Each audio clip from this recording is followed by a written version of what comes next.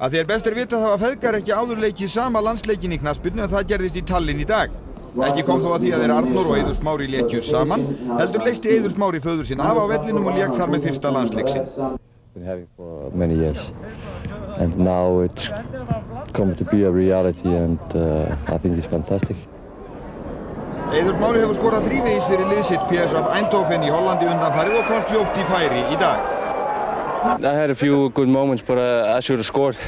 As you saw, 2, maybe 3 good chances. But it's my first game. I'm satisfied. Thanks. Okay. Fjölmiðlar víða heim hafa fjallað þetta mál undanfarna daga og fylgt því eftir í kvöld. Á meðal annars var alllöng frétt á bandarísku sjónvarpsstöðinni CNN það að þeir feðgar lékju saman í landsliðinu í kvöld. Framherjinn ungi var hvergi bangi við eistneska sjónvarpsmenn fremur en á vellinum en ekki sett hann fyrsta landsliðsmarkið í dag. Það kannski að koma á laugardaginn 1. júní gegn Makedóníumönnum á Laugardalsvelli en þá ekki ólíklegt að þeir feðgar nái að leika saman. En eins og sjá mátti í áttafréttum unnu Íslendingar Eistlendinga í leiknum 3-0 og Bjarki Gunnlaugsson frá Akranesi skoraði öll mörkin á 7., 20. og 30. mínútu. Bjarki fór svo út af í leikhléi og inn á kom Þórður Guðjónsson.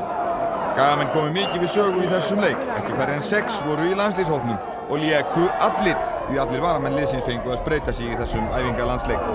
Nafnarnir Ólafur Adolfsson og Þórðarsson komu við sögu í mörkunum sem Bjarki skoraði og Arnór Guðjónsson reyndar heilmikið líka. Bróðir Ólafs Þórðarssonar, Teitur, þjálfari Eistlendinga og faðir þeirra, Þórður Þórðarsson, fyrrum landsliðsmaður í knattspyrnu, fylgdist með leiknum. Eistlendingar sóttu svo nokkuð í fyrri hálfleik eftir mörkin 3 en þeir náðu ekki að skora. Íslenska vörnin var vel á verði.